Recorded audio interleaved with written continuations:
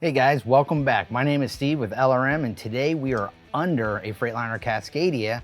I'm going to show you guys how to check your oil on your transmission, also how to drain the oil when you want to do the fluid change in your transmission.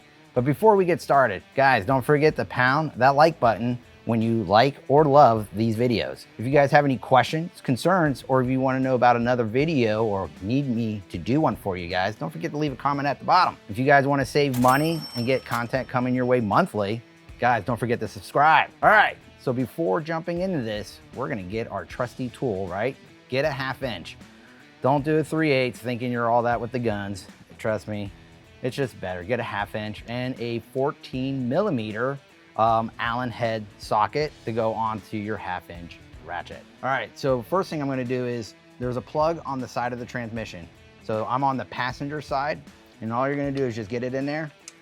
And then what I can tell you, the first thing you do is put both hands on, take a step back and just pop it. So it'll pop, you should hear pop or come free. And usually just a quick shock will release the plug. Now, once you do that, see how easy it was?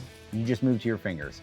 You just remove it. So a few things you want to look for, right? If you're just checking the level, you should have maybe a little bit of fluid drip out, and that's fine. That's all if that happens, then you know at least you're full. See, there you go.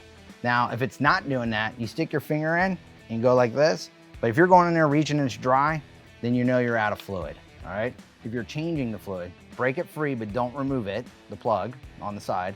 And then the other plug right here, which is gonna use the same Allen head, you would put it in here and do the same thing. You're gonna pull and do a quick pop, just like that. If you guys heard it, and it should move smooth. Now keep this in mind, I'm not changing the oil in this transmission today because there's nothing wrong with it, but the plug's right here. Now get a 5-gallon bucket of, 5-gallon painter's bucket and put it right below it and let it drain. Let it drain as much as you can. And if you guys don't know what kind of oil it is, for a DT12 transmission, it's 75/90 weight, full synthetic, all right? So just remember that. Synthetic oil, 75/90 weight, and it's actually the same kind of oil that's in your differential, especially if you have the newer Freightliner Cascadias. They've been in the trucks now from 2012 and up, so you will be fine, 75/90 weight. You drain it all out, and there'll be a little washer. So sometimes, or a seal, when you go get your fluid, maybe at the dealer or a parts house, make sure you ask them for an O-ring or a copper seal, and you're gonna replace it. Then once you put this in first, and you tighten it, tighten it with your hand. That's how you avoid cross-threading. Once you get it snug, do a 1/4 turn, and that's it. You don't have to keep going. Trust me, that's all you need. And then you would fill where you check the oil, that's where you're gonna fill the oil from, right? Keep pumping oil. They have a hand pump. It's a rubber hose with a little hook. You just slide in there and you just start pumping. And it's gonna take about 5 gallons, almost 5 gallons of it. So what you do is you just keep pumping, and then when you see a little bit of oil coming out, pull it out, put the plug in. Here's the next step, guys. Drive the truck around. Once you drive it around, get back underneath and recheck your oil level. Make sure that it's full. And then if it is, great. If you need to top it off, and then you're all done. It's that easy just to replace the oil in your transmission. All right, guys, a quick recap. All you need is a 1/2 inch breaker bar, right? And a 14 millimeter Allen head socket. Make your life a lot easier, trust me.